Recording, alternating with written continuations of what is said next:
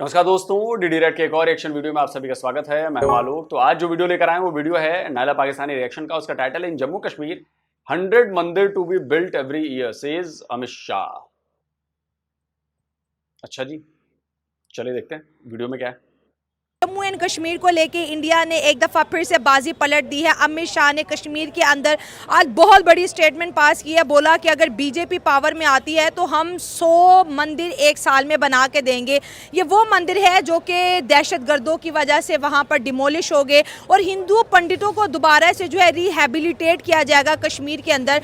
बहुत बड़ी डेवलपमेंट है और उन्होंने कहा कि हम कश्मीर को सुपर पावर बनाएंगे, कश्मीर को रीडेवलप करेंगे। तो इसके ऊपर पाकिस्तानी अवाम का रिएक्शन जानते हैं कि वो क्या कहते हैं, क्योंकि पाकिस्तान जो है जहाद के नाम पर तो कश्मीर नहीं ले सका, जंग के नाम पर तो नहीं ले सका, बायलैटरल टॉक ऑलरेडी फेल हो चुकी है। तो इतनी बड़ी स्टेटमेंट से अब पाकिस्तानी अवाम का क्या रिएक्शन आता है, सो अवाम की तरफ बढ़ते हैं और जानते हैं उनकी राय। अब सीन क्या हुआ है, अब ये लोग कहते हैं कि हम मंदिर बनाएंगे, 100 मंदिर बिल्कुल बना सकते हैं। जब आर्टिकल ही खत्म हुआ तो बिल्कुल बना सकते हैं। और इसके अलावा जैसे कि आपको पता है कि हमारा स्टैंड क्या है, हमने क्या किया कश्मीरियों के लिए, फलस्तीनियों के लिए। हमें हाँ, अब देखिए, अब यहाँ पे वही होता है ना, एनालिस्ट एनालाइज करना शुरू कर देते हैं बिना नॉलेज के। तो जैसे शायला ने बताया कि 100 मंदिर बनेंगे, अब इन्होंने ये कह रहे हैं कि 100 मंदिर बनेंगे, हाँ कुछ भी कर सकते हैं, 370 हटाने के बाद तो कुछ भी कर सकते हैं। जी नहीं, वो मंदिर 370 लगने से पहले वहां पर थे।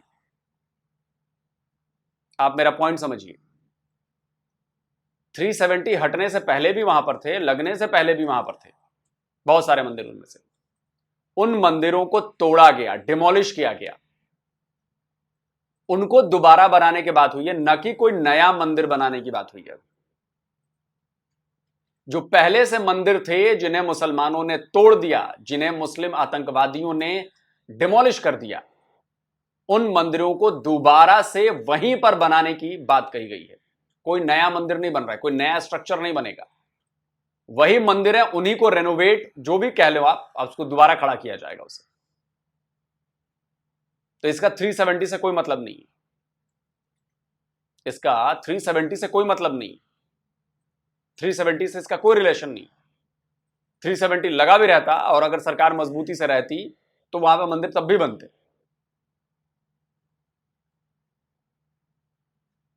अब इससे तो ये मैसेज जा रहा है कि भाई जम्मू कश्मीर में 100 मंदिर बनाएंगे। देखा, बोला था ना हिंदू बनाएंगे, उसको डेमोग्राफी चेंज करना है। अरे भाई, वो 100 मंदिर पहले से थे वहां पर, वो अब दोबारा से उनको डेवलप किया जाएगा क्योंकि उन्हें तोड़ दिया गया था, डिमोलिश कर दिया गया था मुसलमानों के द्वारा। ये ठीक वैसे ही बातें हैं कि कहीं पर आपकी किसी स्टेट में 100 मस्जिदें हों और उनको मस्जिदों को सारे मस्जिद तोड़ दिए गए हों,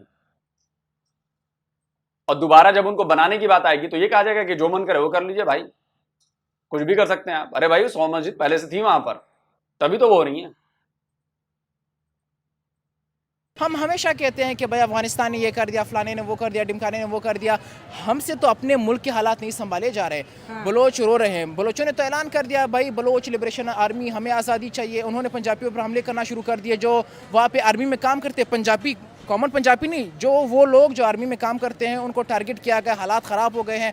अब वो चाहते हैं कि हमें आज़ादी चाहिए। एक तरफ सिंधी खड़े हो गए, सिंधु देश, एक तरफ कच्चे के डाकू खड़े हो गए हैं। वहाँ पर KPK में तालिबान की बहुत ज़्यादा जो असर रसूख है वो बढ़ने लगा है। तो मसला ये है कि पाकिस्तान अपने उलझनों में इस कदर उलझ चुका है कि वो अपने लिए स्टैंड नहीं ले पा रहा, अपने लिए कुछ कर नहीं पा रहा। तो हिंदुस्तान के लिए या फिर कश्मीर के लिए क्या कर सकता है वो बेचारा? कश्मीर को पॉलिटिकली बहुत ज़्यादा यूज़ किया गया है, कश्मीर को जिहाद के नाम पर बहुत ज़्यादा इस्तेमाल किया गया है, कश्मीर के नाम पर कहते हैं बहुत ज़्यादा फंडिंग खाए गए हैं। स्टिल कश्मीर का मुद्दा इसलिए अभी तक मुद्दा है क्योंकि बहुत से पार्टीज़ के, बहुत से लोगों के इंटरेस्ट जुड़े हैं। सवाल यहाँ पे ये पैदा होता है, जिस तरह से इंडिया ने कश्मीर के अंदर डेवलपमेंट का आगाज़ किया, जिस तरह से कश्मीर एक वक्त था, जैसे हम शारदा यूनिवर्सिटी की बात करते हैं, शारदा पीठ की बात करते हैं, सबसे बड़ी यूनिवर्सिटी जहाँ पर इल्म के सबसे ज़्यादा ख़जाने मौजूद थे, बहुत बड़े मंदिर, हिंदू पंडित जो वहाँ पे बहुत अमीर थे उनको भगाया गया, जिस तरह से उनके ऊपर जुल्म ज़्यादती का निशाना बनाया।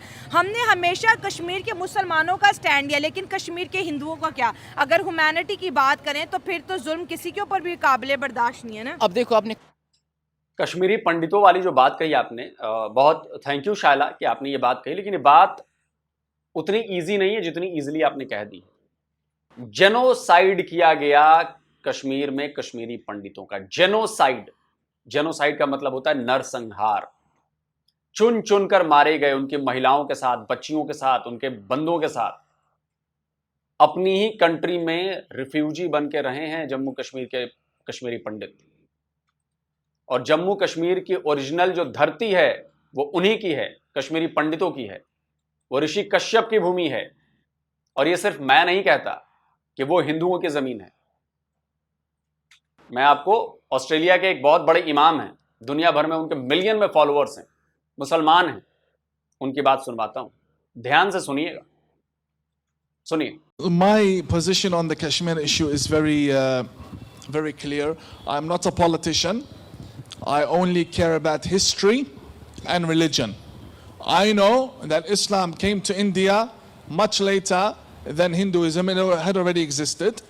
Pakistan claimed independence way after all this happened, 70 years ago. So I don't see that Pakistan is a suitable negotiator regarding Kashmir. I don't think they even have the right to speak. I believe it's Hindu land. That's very controversial. Many will say no. They have the right to have their opinions. My position is that Kashmir is Hindu land, and I say this in front of everyone. In front of everyone. I'm not just saying this because I'm in India. I've said this. This has been my opinion for 5 years. Even when I was an extremist, this was my opinion. So nobody can say that I'm being paid by Modi or anything like that. तो कश्मीर जो है, जम्मू कश्मीर, वो हिंदुओं की जमीन है। इसीलिए 100 मंदिर उसमें थे और डिमोलिश किए गए थे मुसलमानों के द्वारा। तो ये आज कोई आके कह दे कि वो तो हमारी जमीन है, नहीं हो सकता। जो ओरिजिनल उसके मालिक हैं वो वही हैं। तो कश्मीरी पंडितों के साथ जो हुआ है उसको बहुत हल्के में नहीं लिया जा सकता। वो जेनोसाइड हुआ है कश्मीरी पंडितों के साथ। अब देखो, आपने कश्मीर की बात की है। 1962 में जब हिंदुस्तान और चाइना के दरमियान झड़पें जारी थी, उस वक्त पे जनरल अयूब खान को यह मशवरा दिया गया कि हमारे पास एक बेहतरीन चांस है, एक गोल्डन अपॉर्चुनिटी है, हमें हिंदुस्तान पे हमला कर लेना चाहिए, हमें कश्मीर को रिकवर कर लेना चाहिए। तो फिर उस वक्त जनरल अयूब खान पीछे हट गए और वो स्टैंड लेने से घबरा गए। हालांकि कश्मीर को रिकवर कर लेना चाहिए। आपकी कोई चीज गुम हो गई है जो उसे रिकवर कर लेंगे आप। आपकी चीज पर कब्जा हो गया जो आप उसको रिकवर कर लेंगे। आपकी चीज कहीं और चली गई है जो आप उस पर रिकवर कर लेंगे। जम्मू कश्मीर आपका नहीं है कि आप रिकवर कर लेंगे। और किसी पाकिस्तानी में दम है, 25 करोड़ पाकिस्तानी हो, तो साबित कर दो कि कश्मीर तुम्हारा कैसे है। साबित कर दो। हालांकि वो जानते थे कि जो पिछला कश्मीर जो हमारे पास है, जो आज़ाद कश्मीर है, वो कबाइलियों ने हमें लेकर दिया है, वो पठानों ने हमें लेकर दिया है। अगर ये कश्मीर, अगर फौज खड़ी हो जाती पठानों के साथ, कबाइलियों के साथ, बलोचों के साथ, पंजाबियों के साथ, अगर पाकिस्तानियों के साथ ये लोग खड़े होते तो आज ये कश्मीर हमारा होता। जो हमारी माजी की गलतियां है उसकी वजह से कश्मीर हमारे हाथों से चला गया। अब चाहे हम जो भी कर ले, हम चाहे जितनी भी नाक रगड़ ले जमीन पर, हम कुछ भी नहीं कर सकते। कश्मीर चला गया। अब कश्मीर जाने, इंडिया जाने, यहाँ पे पेट्रोल आपके हाथ में कश्मीर कब था कि चला गया भाई? कश्मीर कब पाकिस्तान के हाथ में था? कोई पाकिस्तानी ये तो साबित करे कि कश्मीर आपके हाथ से चला गया। अरे कश्मीर था कब पाकिस्तान के हाथ में? पाकिस्तान को पैदा हुए जुम्मा जुम्मा अभी 77 साल हुए हैं। कश्मीर हजारों सालों से है। तो जो चीज पाकिस्तान के पैदा होने से पहले से मौजूद है वो पाकिस्तान की कैसे हो गई यार? कब था पाकिस्तान का हिस्सा कश्मीर, या कब पाकिस्तान के हाथों में था कश्मीर? ढंग से हिस्ट्री पढ़ाई कीजिए आप लोग। अगर आप लोग आके अपना ज्ञान देना ही चाहते हैं तो थोड़ी ढंग से पढ़ाई करिए, डीपली पढ़ाई करिए। फलाने की बात सुन ली, फलानी की अयूब खान ने यह कहा, किसी ने बात कह दी, सुन ली आपने, याद हो गई। ऐसा नहीं होता सर। जाकर डीपली स्टडी करिए। और मैं आपको एक किताब रिकमेंड करता हूं। पाकिस्तान के बहुत बड़े आर्मी ऑफिसर थे, major general Akbar Khan, screenshot लगाया है, उनकी किताब है रेडर्स इन कश्मीर। जाकर उस किताब को पढ़िए, अंग्रेजी में है, जाकर उस किताब को पढ़िए। तो ऐसी बहकी बहकी बातें आप लोग नहीं करेंगे। ऑथेंटिक नॉलेज होना बहुत जरूरी है। पे पेट्रोल 250 का मिलता है पाकिस्तान में, वहाँ पे पेट्रोल का लीटर 80 रुपए का है, वहाँ पर एजुकेशन सिस्टम बेस्ट है, वहाँ पर हेल्थ सिस्टम बेस्ट है, वहाँ पर इंफ्रास्ट्रक्चर बेहतरीन है। यहाँ पर क्या है, कुछ भी नहीं है। कश्मीरी निकले तो इन्होंने कहा था भाई हमें ना पाकिस्तान चाहिए, हमें ना हिंदुस्तान चाहिए, हमें एक आज़ाद रियासत चाहिए, हमें एक आज़ाद कश्मीर चाहिए। यानी वो फिर भी खुश नहीं है पाकिस्तान से, हालांकि वो पाकिस्तान की हिमायत तो करते हैं, लेकिन फिर भी वो चाहते हैं कि हमें एक अलग रियासत एक्सेप्ट किया जाए और हम अब तो पाकिस्तान के साथ। जैसे इंडिया के अंदर इलेक्शन हो रहे हैं, जिस तरह इंडिया एक जमहूरी पावर बन रहा है, सुपर पावर बनता चला जा रहा है, अब कश्मीरियों के डेफिनेटली सपोर्ट इंडिया के साथ है। कोई अच्छा मुल्क छोड़ के बुरे मुल्क की तरफ क्यों जाएगा? अच्छी ऑप्शन ही हर बंदा चूज करता है ना। अब तो मंदिर भी बन रहे हैं, अब तो हिंदुइज्म भी कश्मीर के अंदर कहते हैं ना फूलेगी फलेगी आगे बढ़ेगी। ये पेशन गोई की गई है कि 1930 तक इंडिया सुपर पावर बन जाएगी पूरी दुनिया में। अच्छा, सच अगर में? नाना भी बनी फिर हाँ। भी दूसरे या तीसरे पोजीशन पे आ सकती हाँ, है। बिल्कुल, और इसके हाँ। अलावा अगर देखा जाए कि हिंदुस्तान में बहुत ज़्यादा वो फोकस करते हैं, वो फंड्स दे रहे हैं कि वहाँ के नौजवानों को हम एम्प्लॉयमेंट दे सके, वहाँ के नौजवानों को हम अवेयरनेस दे सके, स्किल्स दे सके, लड़कियों को एजुकेशन दे सके, तो फिर उनको क्या ज़रूरत है पाकिस्तान के पास आने की? पाकिस्तान तो खुद आप देखिए बलूचिस्तान आज़ादी चाह रहा है, सिंधु देश चाहते हैं अलग एक वतन बने, किपके के लोग चाहते हैं लड़ भर एक बड़ा अफगानिस्तान बन जाए। तो फिर हम कैसे एक्सपेक्ट कर सकते हैं इस चीज़ को कि कश्मीरी हमारे साथ आना चाहेंगे? हम कश्मीर का नारा लगाते हैं जब कश्मीर से ऐलान होते हैं, जैसे ये आज हुआ कि हम 100 मंदिर बनाएंगे। अब पाकिस्तान का जज्बा किधर है? अब पाकिस्तान तो नहीं कह रहे हमारे। आपको नहीं लगता कि अब 100 मंदिर बनाएंगे नहीं, 100 टूटे हुए मंदिरों को फिर से जिंदा करेंगे। 100 डिमोलिश किए हुए मंदिर फिर से पुनरुद्धार करेंगे उनका। हम बनाएंगे नहीं, 100 मंदिर रेनोवेट होंगे फिर से।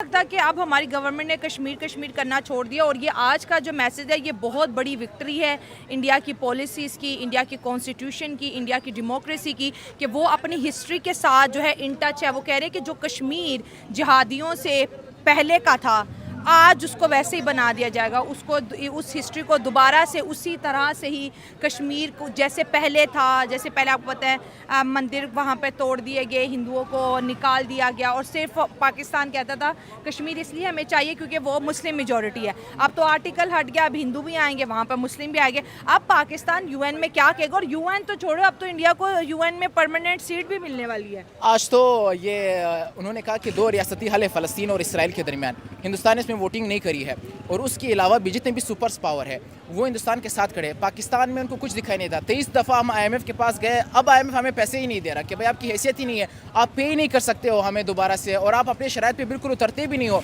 उसके अलावा हिंदुस्तान के पार्लियामेंट पे एक नक्शा। क्या बात कर रहे हैं सर, ये नॉलेज कहां से लिया आपने? अभी अभी तो स्क्रीनशॉट लगाता हूं, अभी अभी तो लोन अप्रूव हुआ है IMF से $7 बिलियन का, वो मिलेंगे आपको। सर कैसे एनालिस्ट हो आप? और 24वीं का 34वीं बार भी जाओगे आप IMF के पास तो IMF पैसा देगा। पता है क्यों देगा? क्योंकि फिर वो आपको अपने हिसाब से डिक्टेट करेगा, अपने हिसाब से चलाएगा। और आज से कुछ साल बाद आप देखना, एक IMF का बंदा बैठा होगा पाकिस्तानी PM के साथ में, और वो डिक्टेट कर रहा होगा, पाकिस्तानी PM बता रहे होंगे लोगों को हाँ ये करना ये करना। देख लेना। पार्लियामेंट पे एक नक्शा लगाया गया है, उसमें ये कहा गया है कि हम अखंड हिंदुस्तान बनाएंगे। अखंड हिंदुस्तान में अफगानिस्तान, नेपाल और पाकिस्तान का भी सारा हिस्सा आता है। अब हम कश्मीर का राग गलाप रहे कि भाई कश्मीर हमारे हाथों से निकल गया है, लेकिन मसला यह है कि पाकिस्तान भी हमारे हाथों से अनकरीब जा सकता है। अगर वो बंगाल, आपने कहा कि हमने अपनी संसद में एक नक्शा लगाया है अखंड भारत का, अखंड भारत बनाएंगे। जी नहीं, एक ऑफिशियल बयान आप दिखा दो कि हम ये कह रहे हैं कि हम अखंड भारत बनाएंगे। एक ऑफिशियल बयान दिखाओ जिसमें अखंड भारत की बात कही गई है। वो जो नक्शा लगा है वो इसलिए लगा है कि ये कभी अखंड भारत हुआ करता था। क्या हम हिस्ट्री पढ़ानी बोल दें? क्या हम हिस्ट्री में ये पढ़ाना बोल दें कि पाकिस्तान हमारा हिस्सा हुआ करता था? ये छोड़ दें हम हिस्ट्री पढ़ाना। तो जब हिस्ट्री हम पढ़ाएंगे, जब बताएंगे कि पाकिस्तान भी हमारा हिस्सा हुआ करता, तो नक्शा में दिखाएंगे ना कि पाकिस्तान कहां है। तो अखंड भारत ऐसा हुआ करता था, उसको याद दिलाने के लिए, वो हिस्ट्री है। हम वो बनाना नहीं चाहते। हम जाकर अफगानिस्तान पर कब्जा नहीं करना चाहते, हम पाकिस्तान पर कब्जा नहीं करना चाहते। और कौन बेवकूफ होगा जो पाकिस्तान पर जाके कब्जा करेगा यार? लेने के देने पड़ जाएंगे। और हम तो इंडियंस बड़ा थैंक यू करते हैं मोहम्मद अली जिन्ना को कि उन्होंने पाकिस्तान अलग कर दिया, वरना पाकिस्तान, बांग्लादेश, ये लोग तो भाई जीना हराम कर देते हैं हम लोग का। करते धरते कुछ नहीं, पैसे चाहिए इनको बस। अच्छा हुआ ये बीमारी हट गई। हमें नहीं चाहिए अखंड भारत का वो वाला हिस्सा जो कैंसर की तरह है, काट कर फेंक दिया हम लोगों ने। ले जाओ भैया, अपने अपने हिस्से में रहो, हमसे मत जुड़ो, वरना हमारी भी आज इमेज जो होती है ना इन लोगों की वजह से वैसी ही होती। तो अखंड भारत बनाना नहीं चाहते, ये भूल जाइए आप। अगर वो बंगाल को फतह कर सकते हैं तो हो सकता है वो पाकिस्तान को भी तोड़ सकते हैं, बलूचिस्तान को भी अलग कर सकती है, केपीके को भी। कौन अलग करेगा? हिंदुस्तान, नरेंद्र मोदी साहब, बीजेपी का नजरिया यही कहता है कि हमने पाकिस्तान को तोड़ना है, इसके रेजे करने हैं, इसको तकसीम करना है। लेकिन वो तो कहते हैं हमें पाकिस्तान में कोई दिलचस्पी नहीं, अपनी मौत आप पाकिस्तान मरेंगे। में बिल्कुल मरेंगे, जब मरेंगे तो वो लोग कब्जा कर लेंगे हम पर। उनका क्या जाता है, एक ही अटैक काफी है। अमल वली खान ने कहा था कि हिंदुस्तान अगर एक दफा हमला कर दे तो पाकिस्तान बिखर जाएगा। सच में हमें नहीं करना भैया पाकिस्तान पर हमला, ना अटैक, ना कब्जा। बीमारी को कौन अपने साथ जोड़ेगा भाई? कौन जोड़ेगा बीमारी को? पाकिस्तान एक बीमारी है और इस बीमारी को हम अपने से दूर ही रखना चाहेंगे। मेरा बस चले तो 40 फीट मोटी दीवार बनाऊं मैं इंटरनेशनल बॉर्डर पर और 100 फीट ऊंची। हमें नहीं करना पाकिस्तान पर कब्जा। कभी सुना है कि कोई मतलब इतना कर्जा हो, जो डूब रहा हो, जो खत्म हो रहा हो, वहां पर जाकर कोई जाए? अरे हम पागल हैं क्या? अपनी मेहनत की कमाई उधर जाकर लगाएंगे? नहीं लगाएंगे। सच में बिल्कुल बिखर जाएगा। और आपको हम तो- लगता है कि हमारी फौज डिफेंड कर सकती है हमें? सवाल बहुत बड़ा है वैसे। बहुत बड़ा सवाल है, अपने नाज़रीन से पूछना चाहेंगे। अगर हिंदुस्तानी फौज और पाकिस्तानी फौज आमने सामने हो, क्या होगा? कारगिल जैसे हालात होंगे, 1965 जैसे हालात होंगे, 1971 जैसे हालात होंगे, होगा क्या? मुतालिया पाकिस्तान में वो हालात तो बड़े अच्छे हैं, जंगे जीते हुए हैं और कश्मीर को भी हम अनकरीब जहाद करके ले लेंगे। क्या क्या मुतालिया कहते पाकिस्तान हैं? में तो परवेज मुशर्रफ को भी हीरो करार दिया गया है, जिसने कहा था कि आइन ये जस्ट एक कागज का टुकड़ा है और कुछ भी नहीं, इसकी कोई हैसियत ही नहीं है। तो इसके हवाले से हम कुछ भी नहीं कर सकते। बहरहाल उनका तो ये जो स्टेटमेंट है अमित शाह की, इसको कितना स्ट्रॉन्ग पा रहे हैं और ये स्टेटमेंट कश्मीर के अंदर क्या बीजेपी को इलेक्शन जितवा देगी? मुझे लगता है जितवा सकते हैं, क्योंकि लोगों को रोज़गार चाहिए, हर किसी का पेट है, उनको पैसे चाहिए, उनके बच्चे हैं, उनके घर बार है। वो अगर पाकिस्तान के साथ आ भी जाए, हम उनको बेसिक फैसिलिटीज़ नहीं दे सकते। अगर इन कश्मीरियों को हम फैसिलिटेट नहीं कर सकते तो उनको क्या खा करेंगे? तो मुझे लगता है हिंदुस्तान के साथ ही रहना उनके लिए बेहतरीन। हमारे पास कुछ भी नहीं। जब हम हिंदू की बात करते हैं तो वो कहते हैं कि कश्मीर बनेगा हिंदुस्तान और इस तरह की बातें वो भी करते हैं। सेम पिच पे दोनों स्टैंड करते हैं। ठीक है। बट पॉइंट ये है कि जब आप हज़ारों साल पीछे जाते हैं तो ये वही जगह थी जहाँ पर हिंदू और मुसलमान दोनों एक साथ रहते थे। बिल्कुल, ठीक है। जहाँ पर हुक्मरानी थी हिंदू राजा की। ठीक है, ये वो जगह है। नहीं नहीं नहीं नहीं नहीं मैडम, ये आप गलत। हजारों साल पहले नहीं, कुछ 100 साल पहले ये दोनों साथ रहे हैं भाई। 1100 कुछ ईस्वी में इस्लाम जो है वो भारत में आया, तो अभी तो 1000 साल, 1200 साल, 1300 साल बीते हैं। उसके पहले तो सब कुछ हिंदू ही थे ना वहां पर। 1300 साल पहले इस्लाम की बात है, 1400 साल पहले तो इस्लामी है, तो हजारों साल से कैसे कह सकती हैं? हाँ, हजारों साल से हिंदू वहां रहते थे, क्योंकि हिंदुओं की सभ्यता जो है वो 10,000 साल पुरानी है। तो हजारों साल से हम रहते थे वहां पर। यह मत कहिए कि हजारों साल से हिंदू और मुसलमान साथ साथ रहे। ये फैक्चुअली रॉन्ग है, हिस्टोरिकल रॉन्ग है, इसका कोई प्रूफ नहीं। ये 1200 साल से हुआ ये सब। हिंदू राजा की। ठीक है, ये वो जगह है जहाँ पर एक इंतहाई खूबसूरत एरिया समझा जाता था, जिसको ज़मीन पर जन्नत कहा जाता था, जिसको एक ऐसा टुकड़ा कहा जाता था जो इंतहाई सेहत बख्श है। अब इस जगह पर हम लोग बात करेंगे कि जी क्या होना चाहिए। 100 मंदिर बन जाएंगे, ठीक है, बना दिए। उसके बाद भी अगर यही सेम सिचुएशन रही, यही सेम पिंच रही, तो क्या फ़ायदा होगा? इंडिया कह रहे पीस तब आएगा जब पाकिस्तान से क्रॉस बॉर्डर टेररिज्म बंद होगा ना। उनका भी एक बड़ा लॉजिकल पॉइंट है इसको हमारे दरमियान में कश्मीर को लेकर 3 जंगें ना होती। सही बात है, ठीक है, हाँ, अगर हम लोगों ने पीस मेंटेन करना होता इस साइड से भी और उस साइड से भी, तो हमारे दरमियान में इतने क्लैशेस अब तक ना होते। हमारी ट्रांसपोर्ट चलती आपस में, हमारी ट्रेड चलती, हम यहाँ से वहाँ विजिट कर सकते हैं, वो यहाँ से वहाँ से यहाँ आ सकते हैं। अपनी madam madam madam madam madam, इतना तेज तेज बोलने से बातें सच नहीं हो जाती मैडम। आपने कहा कि दोनों तरफ से ऐसा हुआ, दोनों तरफ से पीस मेंटेन नहीं किया गया। मैडम आप हिस्ट्री भूल गई हैं, या आप बोलना नहीं चाहती, या याद दिलाऊं मैं? चारों लड़ाइयां पाकिस्तान ने छिड़ी हैं, इसके 1000 बार सबूत दे चुका हूं। आपके फॉर्मर एयरफोर्स के चीफ और पता नहीं कौन कौन लोग कह चुके हैं। और हमारी सुई अटकी हुई है कश्मीर पे। कश्मीर बनेगा पाकिस्तान, उसके ऊपर हमने 3 जंगें लड़ी हैं। तीनों जंगें पाकिस्तान ने शुरू की थी और इसमें तो कोई शक ही नहीं। सन 47 की, सन 65 की, सन 99 की। कोई इससे इख्तलाफ भी नहीं कर सकता कि हमने ये दानिशतन शुरू की थी। आप पाकिस्तान और इंडिया के ताल्लुकात में देखें, हमने 65 में एक अबॉर्टिव अटेम्प्ट की, बगैर तैयारी के हमने जंग शुरू की और फिर उसको हाफ में छोड़ दिया, ना आपके हाथ कुछ आया और आप मतलब एक हमलावर भी इस्टेब्लिश हुए और आपने उस फेज को गंवा दिया कि आइंदा अगर आप कश्मीर पे कोई ऐसी हरकत करेंगे तो क्या वो दोबारा आपका साथ देंगे नहीं देंगे। 71 में एक चांस था हमारे पास कश्मीर को लेने का, वी लॉस्ट टेरिटरी है, ईस्ट पाकिस्तान भी खोया, हमने ये भी खोया। फिर उसके बाद लास्ट अटैम्प्ट कारगिल का हुई, ये भी अबॉर्टिव अटैम्प्ट थी, पूरी तैयारी नहीं थी, तीनों फोर्सेस एक लाइन पे नहीं थी, आपका फॉरेन ऑफिस उस लाइन पे नहीं था, कोई तैयारी नहीं की गई, वो बीच में फिर हमने छोड़ दिया। हमने हर जंग हमने शुरू की। 71 की वो क्या उसकी क्या अवामिल थे वो भी ज़रा बता दें। हमने पहल की, मारना शुरू किया उनको, उनने पाकिस्तान को तोड़ा जी। तो आया बाद में जब बंगालियों ने उन्हें बुलाया कि हमें बचाओ, मार रहे थे उनको और वो आए तो वो हमने शुरू की जी। इंडिया ने पहल नहीं की।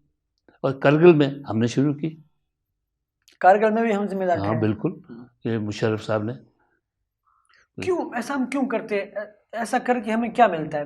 बाद में तो हम पशेमान होते हैं, बाद में निदामत हमें ही होती है। लोग रिएक्ट नहीं करते, लोग सुनना नहीं पसंद करते।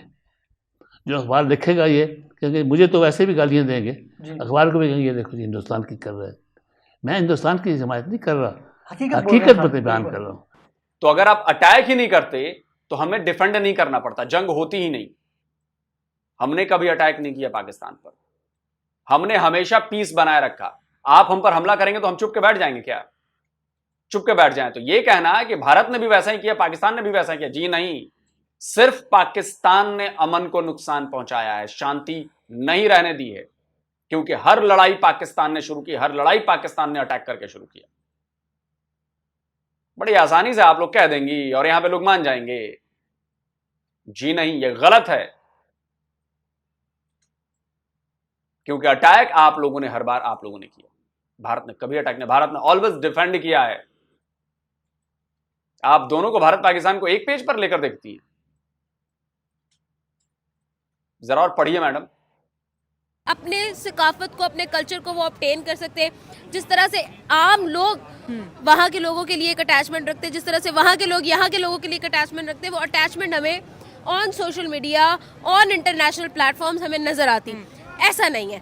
क्यों नहीं है? क्योंकि हम लोग कहीं ना कहीं दोनों साइडों से कुछ ऐसी चीज़ों में घिरे हुए हैं, जिन चीज़ों में आप पॉलिटिकल एस्पेक्ट्स देख सकती हैं, जिन चीज़ों के अंदर आप और इंटरनेशनल एस्पेक्ट्स देख सकते हैं, बहुत सारी चीजें। पाकिस्तान का तो अब कश्मीर का मुद्दा बड़ा वीक हो गया ना। अब तो पाकिस्तान की बड़ी बड़ी पर्सनालिटी कह चुकी है कि हम कश्मीर का केस हार चुके हैं, दुनिया में भी, OIC में भी एंड यूनाइटेड नेशन में भी। और तभी तो इंडिया खुल के खेल रहा है और वो कह रहे हैं कि हम इसको जैसे यूनियन टेरिटरी भी बना सकते हैं, इसको एक प्रॉपर स्टेट भी बना सकते हैं। और कश्मीर के लोग जम के वोटिंग भी कर रहे हैं ना, मतलब वहाँ पर एक तो प्रॉपर डेमोक्रेसी आ रही है, डेमोक्रेसी के साथ डेवलपमेंट भी आ रही है, डेवलपमेंट के साथ आज वादा किया कि हिस्ट्री भी रिवाइंड होगी। देखिए, अब इस बात पे आ जाते हैं कि हमारा स्टैंस वीक क्यों हो गया है। हाँ। और उनका स्टैंस। शाला, मैं आपको एक और फैक्ट मैं आपको बता देना चाहता हूं, खासकर ये जो आपने कहा है ना कि वहां पे प्रॉपर डेमोक्रेसी आ गई है। शाला, प्रॉपर डेमोक्रेसी वहां पर 1948 से है। ये लिस्ट लगा रहा हूं स्क्रीनशॉट में, जाकर देखिए। वहां पे प्रॉपर इलेक्शंस हुए हैं, हमेशा अपने तय वक्त पर, शुरू से ही इलेक्शंस हुए हैं। कश्मीर की जनता ने वोट किया है, उन्होंने अपना CM चुना है। वरना महबूबा मुफ्ती, उमर अब्दुल्ला, फारूक अब्दुल्ला, ये लोग कैसे बने CM? ये कश्मीरी हैं, कश्मीर के लोगों ने वोट किया तभी तो बने, और इलेक्शंस हुए तभी तो बने। तो डेमोक्रेसी यहां पर शुरू से है, डिक्टेटरशिप नहीं है यहां पर। जम्मू कश्मीर में शुरू से इलेक्शंस हुए हैं, चुनाव हुए हैं, लोगों ने वोट डाले हैं, अपना CM चुना है। उनका स्टैंस इतना पॉजिटिव और इतना स्ट्रॉन्ग क्यों है? हाँ। दिस इज बिकॉज वहाँ पर आपने फैसिलिटेट किया, दिस इज बिकॉज आपने अपनी इकोनॉमी को ग्रो कर दिया, दिस इज़ बिकॉज आपने जितनी बेसिक फंडामेंटल आपको रिक्वायरमेंट्स थी, आपके राइट्स थे, वो आपको वहाँ पर मिल गए, ठीक है। आपको कॉलेज मिल गया, आपको ट्रेन मिल गया, आपको हर एक चीज़ मिल गई वहाँ पर, ठीक है। वहाँ पर आप लोगों ने आर्टिकल 37A आएगा, आर्टिकल जो है 35A और 370, ठीक है ना, हाँ आर्टिकल 370, सॉरी आर्टिकल 370 की वजह से आप लोगों ने जो है वो वहाँ पर बहुत सारी तरक्की की, बहुत सारी चीज़ें डेवलपमेंट्स कर दी, ईच एंड एवरीथिंग हो गया।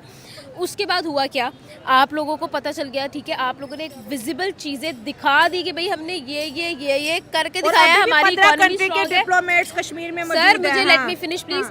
अच्छा, आप लोगों ने इकोनॉमी को स्ट्रांग कर दिया, आपने हर चीज़ तो वहाँ पर कर दी है। जो चीज़ एक बेसिक रिक्वायरमेंट, एक बेसिक आपको विजन देती है कि भाई हाँ ये चीज़ें हमने on ground, on paper, on field करके दिखाया है। ऑन दी अदर हैंड जब हम यहाँ के बात करते हैं पाकिस्तान की, तो पाकिस्तान में जो कश्मीर है उसका वजीर आला तो आकर रोता है इंटरनेशनल प्लेटफॉर्म, वजीर आजम रोते हैं, एग्जैक्टली वजीर आजम सॉरी रोते हैं आकर, वो कहते हैं कि भाई ये जो बजट हमें पास किया गया है, पर ईयर का बजट जो हमें दिया गया है, ये बजट तो काफ़ी ही नहीं है हमारा मुल्क, हमारा एरिया चलाने के लिए। कश्मीर के पास तो बेचारे के पास बिजली खुद बनाता था और अपनी बिजली महंगो दामों खरीदता था, और वो हमें याद है कि 11 मई के बाद किस तरह से हंगामे हुए वहाँ पर। आप इस चीज़ को समझ रही हैं? सिर्फ फैक्टर जो आप कह रही है ना, हमारा मतलब जो हमारी जो सो कॉल्ड गवर्नमेंट है कश्मीर में कि हमने कश्मीर को आज़ाद किया हुआ है। माय पॉइंट इज कि आपका स्टैंड इंटरनेशनली इसलिए वीक है क्योंकि आप इंटरनेशनली वीक है, आपकी इकोनॉमी इंटरनेशनली वीक है, आपकी पॉलिटिकली आप इंटरनेशनली वीक रिप्रेजेंट हो रहे हैं। आपकी बात आज आप देखिए, आज की मीटिंग में मैं रिप्रेजेंट करूंगी, कल की मीटिंग में आप पाकिस्तान को रिप्रेजेंट करेगी। पिछली मीटिंग तो गई घास चढ़ने, वहाँ पर अगर कल जयशंकर ने आकर अपना स्टैंड रखा था, आज भी जयशंकर ही आकर रखेगा। उनकी वहाँ पर पॉलिटिकल स्टेबिलिटी जो है वो उनको इतना बड़ा एज देती है कि लोग उनकी बात सुनते हैं। कल आपने सेम बात जो है वो किसी और ने आकर की थी, वही सेम बात अब कोई और कर रहा है। पॉलिटिकल स्टेबिलिटी, इकोनॉमी, आपकी फर्म्स, आपका वहाँ पर फैसिलिटेशन कितनी है, ये सारी चीज़ें तो डायरेक्टली लिंक्ड है। जब आप फैसिलिटेट ही नहीं करेंगे तो फिर क्या आपका स्टैंड जो है वो इम्प्रूव होगा? 100 मंदिरों की बात पे क्या पाकिस्तान रिएक्ट करेगा? क्योंकि पाकिस्तान तो कश्मीर को इस वजह से क्लेम करता है कि मुस्लिम मेजोरिटी एरिया है, इसलिए इसको पाकिस्तान का हिस्सा होना चाहिए। पहली चीज़ तो ये है कि मैं आपको सीधी सीधी बात करूंगी कि हम लोग जितना मर्जी क्लेम करें, जब हमारा स्टैंड ही वीक है तो हम क्या करेंगे? दुनिया सुनती नहीं ना, उनको समझ जब दुनिया सुनेगी नहीं तो फिर हम लोग जितना मर्जी यहाँ पर प्रोटेस्ट कर ले, जो कुछ मर्जी कर ले। हम लोगों ने पैलेस्टीन के लिए क्या कर लिया जो हम लोग यहाँ पर कर लेंगे? हम लोगों ने बलोचिस्तान की जीनोसाइड पे क्या किया जो हम यहाँ पर कर लेंगे? मतलब हमारी नस्लें जो है इस मुद्दे को खत्म कर देंगी। यस, ये भी न्यूज आ रही है कि अगर हमें वीटो। चलिए दोस्तों, वीडियो खत्म करते हैं, बात हो गई। देखिए, मैं पिछले कई सालों से कह रहा हूं कि कश्मीर को लेकर हमारी एक स्ट्रैटेजी बनी हुई है बहुत तगड़े वाली, और वो स्टेप बाय स्टेप वो चीज़ें लागू की जा रही है। इसकी शुरुआत हुई थी 370 हटाने से और 35A हटाने से। हमें ये भी पता था कि पाकिस्तान इस पर किस तरह का जवाब देगा, किस तरह से रिप्लाई करेगा, किस तरह से रिस्पॉन्ड करेगा। उसके बाद हमारे कदम क्या होंगे वो भी हमें पता थे, वो भी हमने किए। फिर धीरे धीरे देखिए सारी चीज़ें कि हमने गवर्नर रूल लगाया, अब हमने इलेक्शन करा दिया। अब देखिए, G20 की मीटिंग कराई, पूरी दुनिया के लोग आए, देखा, घुमा फिरा, G20 में नाम हुआ जम्मू कश्मीर, वहाँ भी पाकिस्तान बहुत चिल्लाया लेकिन कुछ हुआ नहीं। G20 एक बहुत बड़ा टर्निंग पॉइंट था कश्मीर के लिए। 20 बड़े मजबूत देश वहां पर आए, उनकी मीडिया आई, उन्होंने चप्पा चप्पा देखा, व्लॉगर्स व्लॉग बना रहे हैं, घूम रहे हैं लोग, डेलीगेशंस जा रहे हैं इधर से उधर, सब ने देखा। वो सब देख कर गए और सब अपने अपने देश जाकर कश्मीर की कहानी बयां कर रहे हैं। वहां के लोगों को, वहां के सरकारों को कश्मीर के बारे में पता चला। ग्राउंड रियलिटी, बिल्कुल ग्राउंड से, पाकिस्तान के आईने से नहीं, ग्राउंड से, जो लोग वहां से होकर आए हैं, जो देख कर आए हैं, पाकिस्तानियों के कहने से नहीं। उसके बाद दूसरा स्टेप था हमारा फेज 2, वहां पर डेवलपमेंट करना, पैसा लगाना, डेवलपमेंट करना। वो हो रहा है, ट्रेन, एयरपोर्ट, सड़कें, ब्रिजेस, पुल, बिजली, सब कुछ धड़ाधड़ चल रहे हैं, टनल्स बनाना। लोग वहां पे खुश हुए। थर्ड, हमने फिर इलेक्शन कराया।